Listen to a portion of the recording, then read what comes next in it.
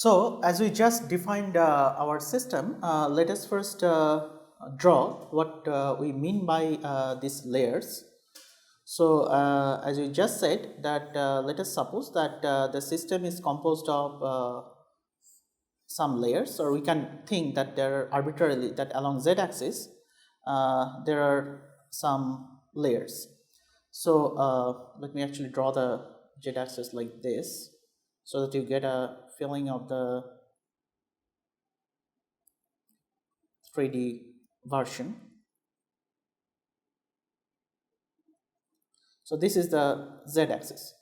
Now suppose we are talking about flux across this particular layer which I have denoted at the middle.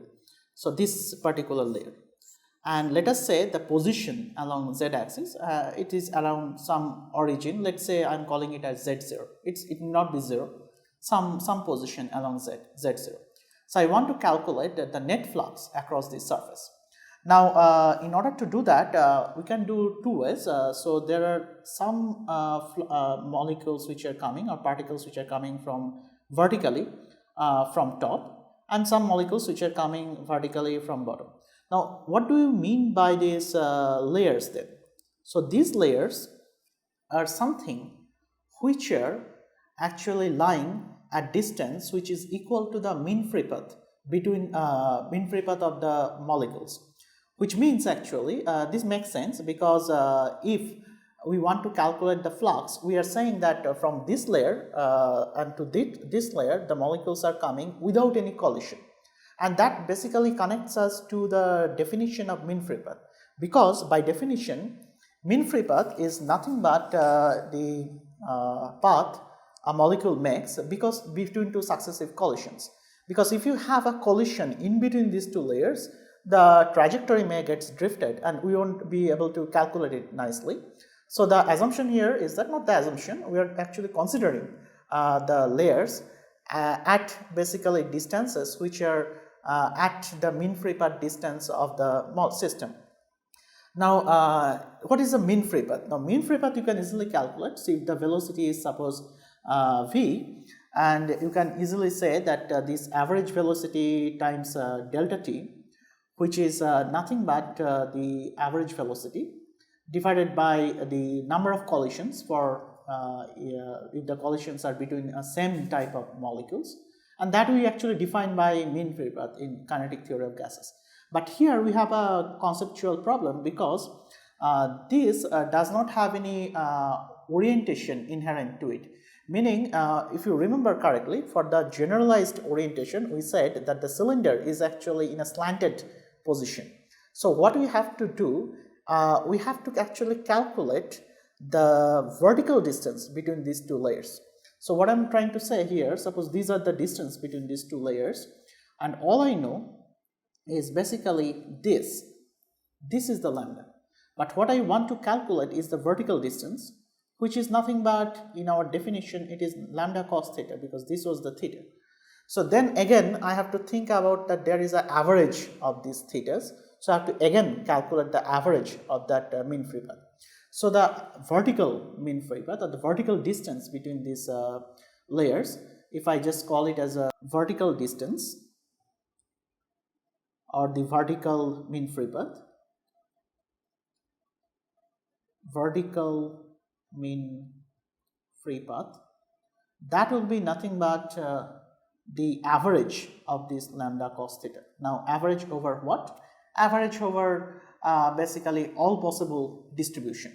Now when you take the distribution, what we have derived so far is a quantity, if you remember, of this entire thing, the z thing. But if we just say that this up to this point, this quantity, whatever we are just writing, so this, if I write it as say some j which is dependent on v, theta and phi, and then we had to multiply it by v square sine theta d theta d phi, and if we integrate all this thing, then we get the jz value. So if we define it in that way, So this is nothing but this mean free path also has to be weighted by the flux, because flux is nothing but again probability distribution. So we are basically integrating it with respect to theta, phi and v, and with all this integration d theta, d phi, dv with v square and all this term, but that I am suppose writing it as d tau, and divided with by, if the zz is not a normalized probability distribution, we have to also divide it by the integration over zz. Now this is a rather simple integration, because as you can see, all we have to do is the theta part integration. But again, we have to be very careful, because within zz we know that what was zz? Remember that we had a sine theta, d theta and cos theta. So that we integrated, but now actually we are taking another cos theta, because you are taking the projection for lambda. So all other things like d phi and dv part we don't need to consider, because we have the same thing in the numerator and the denominator, then they will cancel out. So lambda by definition is not dependent on theta, that's a constant that is coming directly from our mean free path, but in this case it is the angular mean free path. And then all we are left with is basically an integration after we integrate out the v and phi part. So we'll have a cos theta, and remember it will be basically cosine square theta sine theta d theta divided by, for the j part it will be basically cos theta sine theta d theta, and this integration is again from 0 to pi by 2 for the reason we just discussed.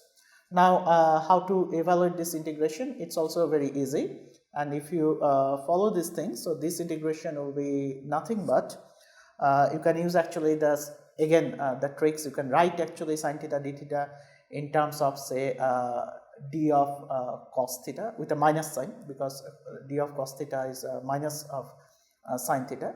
So ultimately it will be a cos cube theta divided by 3 evaluated between 0 and pi by 2, and the denominator will be the same. We have already integrated that part out. It will be cos square theta for the same reason. Sin theta d theta you take as minus cos theta, or you just write cos theta d theta as sin theta, sin d of sin theta. Either way is fine. And then it will be evaluated like this, and there was a lambda. So what we'll get ultimately is basically this value will be 2/3. You can easily check it. So it will be nothing but of 2/3 of lambda. So what we learned is that this distance, if this plane is located at z0, the middle plane, this is located at z0 plus 2 lambda, 2/3 lambda, and this is located as z0 minus 2/3 lambda. So now all we are saying is that we have to calculate the net flux across this surface which is at the center, which is lying at the middle, which is basically at z0, for the molecules which are coming from top, from a layer which is lying at z0 plus 2/3 of lambda, and from molecules which are going up, which are coming from a layer which is lying at a distance z0 minus 2/3 lambda. So now how will I calculate it? It's also very easy. We'll just use just a phenomenological notation, in the sense that we are saying that, okay, let us calculate the net flux, and this net flux will be like net positive flux, which is going in the plus z direction, and also I have to subtract the net negative flux. Now remember that the positive flux which is going in the upward direction is coming from the lower layer. So these molecules are going upward from this layer. So if I call it as a, say, layer number 1, this is 2 and this is 3. So it is coming from layer number 3, and the downward flux is coming from layer number 2. So you have to be very careful. So for the positive flux, it will be nothing but we will use the definition. It is 1/4 average velocity. Now J, or the flux, which is the positive flux coming from the bottom layer, which means actually it is nothing but this quantity n star. And now before we write something else, let us first say that I write it as Jz is 1/4 n star into V average. But suppose this is basically the Jz, let me write it once again, 1/4 V average into n star. So that basically tells you what are the number of molecules which are moving in the upward or some direction. Now suppose each molecule is carrying something. What is this something? Suppose each molecule is carrying some momentum, or each particle is carrying some momentum. So the flux will have also instead of the number of molecules per unit time per unit second, it will be the momentum transferred per unit time per unit square area. So which means I have to multiply by some quantity, and this quantity will differ from one problem to another problem. Meaning when we are talking about, say, viscosity, not viscosity, let's say diffusion. Viscosity is a little bit complicated because it will be the x component of velocity. We will discuss about it. Suppose we are talking about the diffusion simply. So then it is simple. So it is just the number of particles itself. It's a concentration gradient. So Q is doesn't make sense. But if it is a heat transfer equation, then actually the Q is basically the amount of heat carried by each particle per unit area per unit time. So then the Q, the dimension of the Q will be the dimension of heat, which is dimension of energy. Something will associate with that. And so in this case, we just leave it as n star into Q, and that quantity is changing.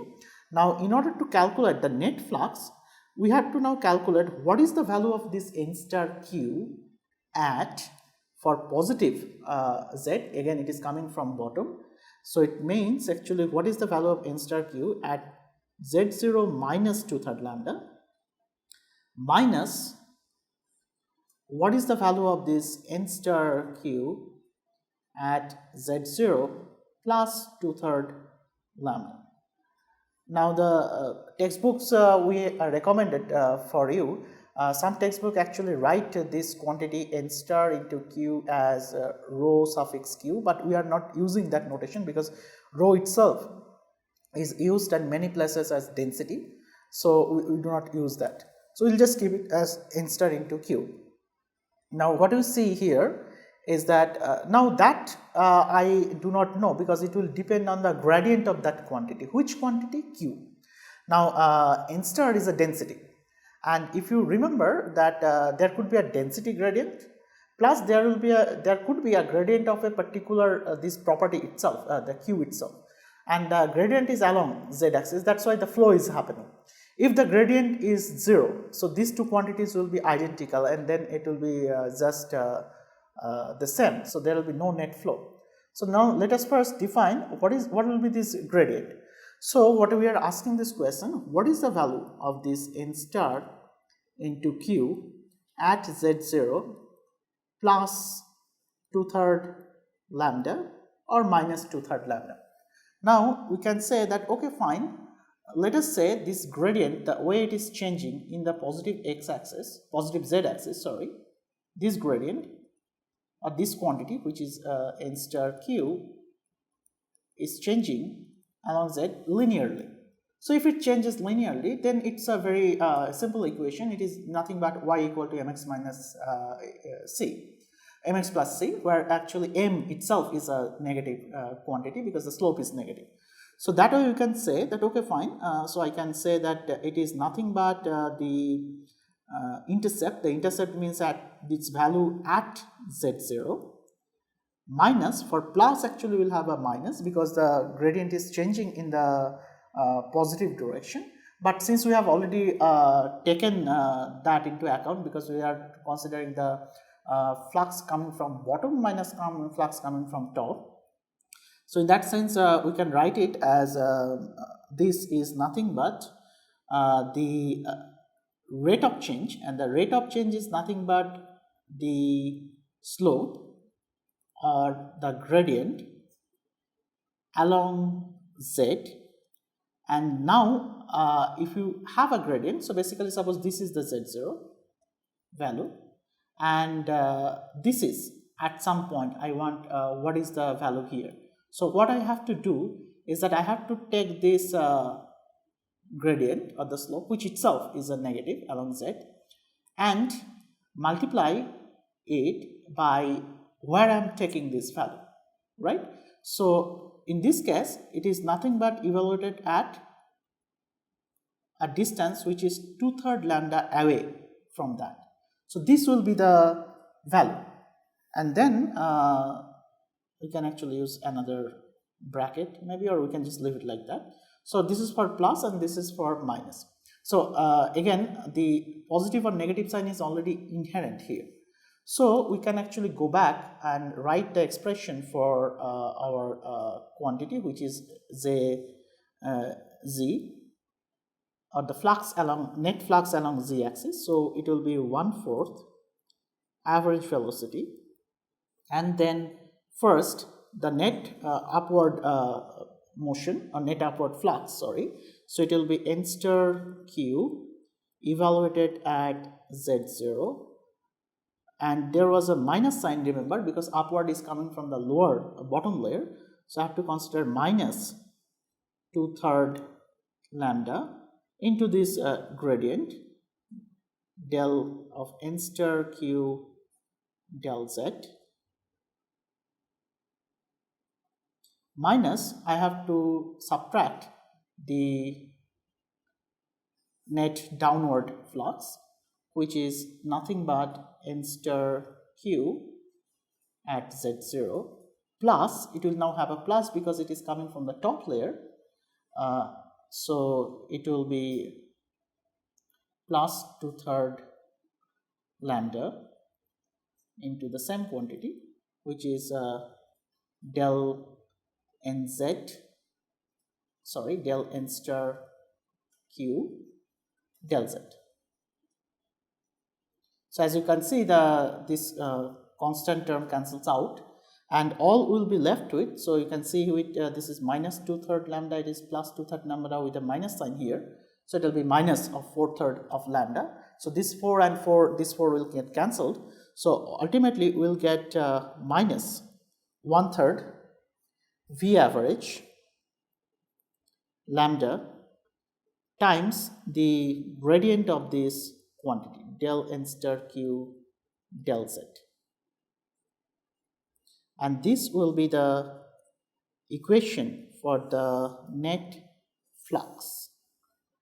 Now you can see, now this is a very generalized equation. So what we did, let me again summarize. We just defined the quantity flux, and we defined it is the quantity which is being transported per unit area per unit time. So in order to define that, we just considered a surface, arbitrary surface located in our bulk system, bulk macroscopic system. But we gave a molecular picture, how basically, let us just calculate first the number of molecules, because it is the molecules which are carrying that property. It may be momentum, it may be heat, it may be something else.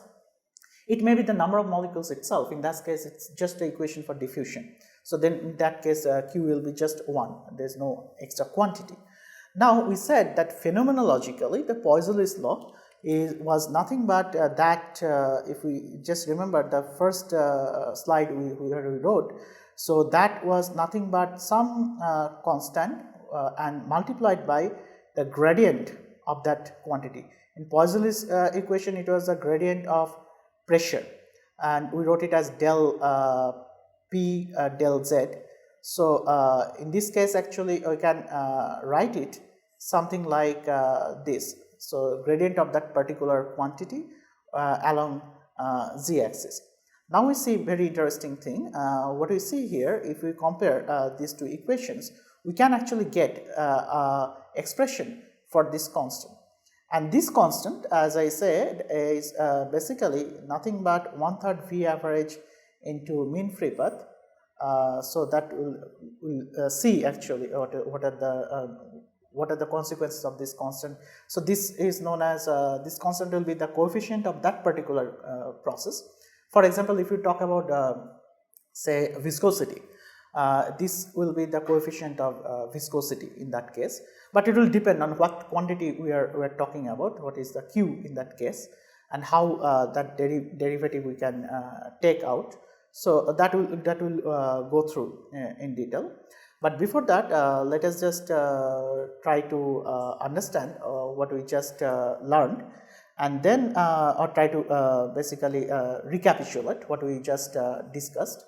So we first talked about these layers, that there is a particular layer, and across that layer some flux, we are going to calculate some flux, and then we considered that at a particular angle the molecules are coming and hitting this surface, but then we considered the all possible distributions of this surface, but only from one side, because we are considering the flux along a particular direction.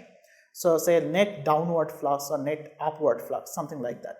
And for that actually we took the integration for the azimuthal angle, the theta, to be 0 to pi by 2, and then we considered also Maxwell-Boltzmann distribution, but we actually cleverly said that I will take the distribution function divided with by 4 pi v square, because Maxwell-Boltzmann distribution was already integrated as over theta and phi, but we don't want to integrate it. We want to actually use the Maxwell-Boltzmann distribution before the integration happen, going from velocity distribution to speed distribution. At that connection where I have the distribution of speeds, but it is still an angle dependent, because in our derivation we saw that there is a velocity distribution, and that we cleverly introduced in used the Maxwell-Boltzmann distribution, as well as the fact that we have to integrate over all these possible angles.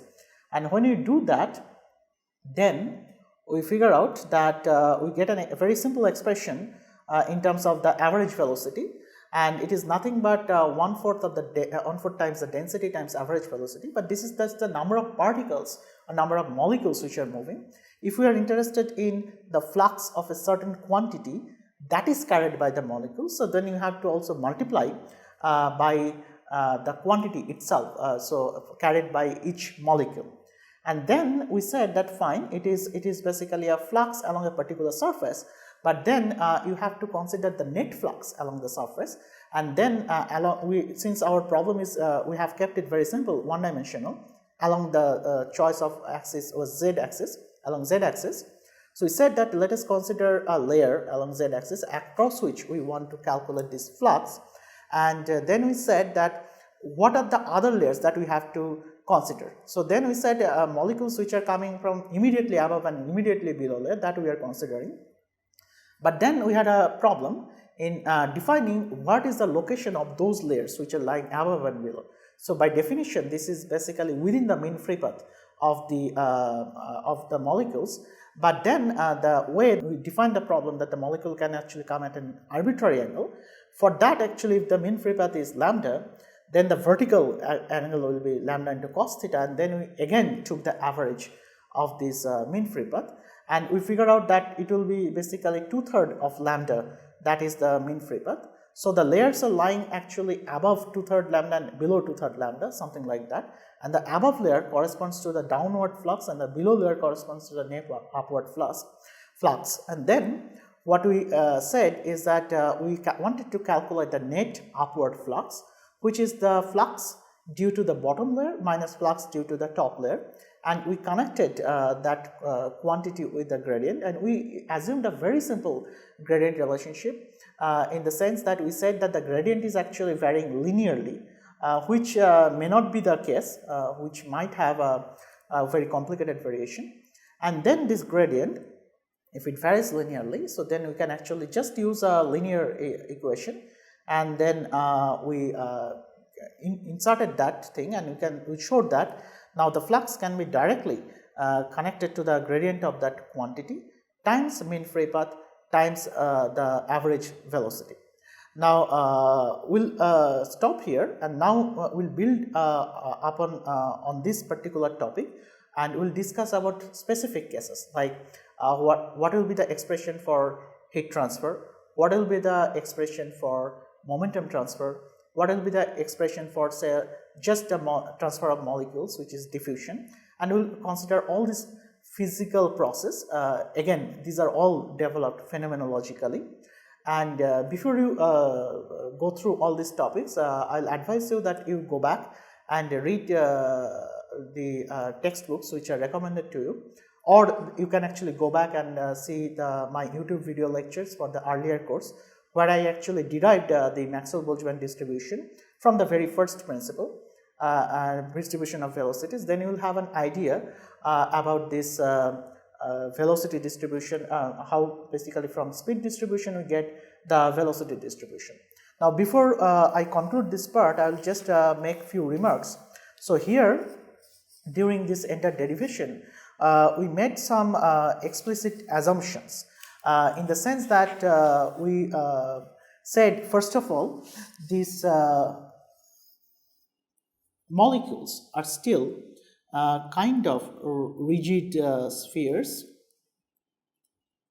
just like Maxwell-Boltzmann distribution we applied, and without any intermolecular interaction. So that's definitely an assumption, and that's why all these derivations which we did will hold true for gaseous system, where the attractions or repulsion gas in a very, very dilute condition, of course, will be very, very minimal, not in condensed phase, because in that case the intermolecular forces will be very high. Number two is that we said that the molecules have actually equal speed, which is something like equal average velocity. In reality, it don't be true, although we took actually Maxwell-Boltzmann distribution of speed, but then you can think that the mean free path will be very different for each molecule. And we took the average, and then we took a mean free path for something, and then we took the average. So it's not a very rigorous derivation in that sense. And number three is we also assumed that it is basically isotropic in nature, and there is no angular variation. So isotropic angular distribution, in the sense that along the theta and phi, we just did not say that there is any gradient. So gradient is acting only along z. So it's a linear, it's basically gradient varying only along one dimension. So the entire problem is kind of one dimensional, although we are saying a three-dimensional, it's a three-dimensional system, but the gradient always happens in the one direction. That's why the flow, either heat flow or diffusion, whatever it is, mass flow in case of diffusion, that flow also happens in one direction. But in reality, you might have a gradient which also happen varying angularly. So then you have diffusion probably over a particular solid angle. And so this is the real life examples, but real life situations or scenarios, but we are not discussing those situations. We are making our analysis very simple. And the fourth thing is that the collision, each collision results in equilibrium. Equilibrium of what? It is equilibrium with respect to interchange of the property being transferred. Now this is a very important thing. What we said is that there is a mean free path of the molecules, and they are coming from the above layer, but then actually the molecules are also colliding, because mean free path is directly connected to the collision, because it is the path between two collisional effects. And during the collision, the property also should change. But we are actually assuming the whatever collisions is happening, the collisions are happening in such a large number that those collisions are actually setting the system again in the equilibrium. So the explicitly, although each collision is changing, for example, a molecule was moving this direction and it collides with another molecule, and its direction and the magnitude of the momentum can of course can change, or not also change. But we are saying that for a large number of molecules or a large ensemble of molecules or particles, it doesn't matter, because everything gets averaged out, and even with the collisions, the equilibrium is always maintained, or even immediately after the collision, the equilibrium is established. So these are the assumptions we made here. and those assumptions actually make this analysis very simple, because all we want to do is to understand the physics behind the transport phenomena in a very simple way. And again, at the very beginning we said that for a right way of doing it is that you have to consider the angular distribution, you have to consider the proper gradient. These are all vector quantities, although we are dealing with these as if they are scalar quantities, so which are not correct. But as long as we assume that it is a one-dimensional problem, it is perfectly fine, because if you just analyze properties of a vector along a particular direction, so it's just a scalar. So because there is no other component. So we'll just stop here, and in the next part we'll introduce you to the particular problems like mass flow or heat flow, which are connected to basically diffusion and heat transfer.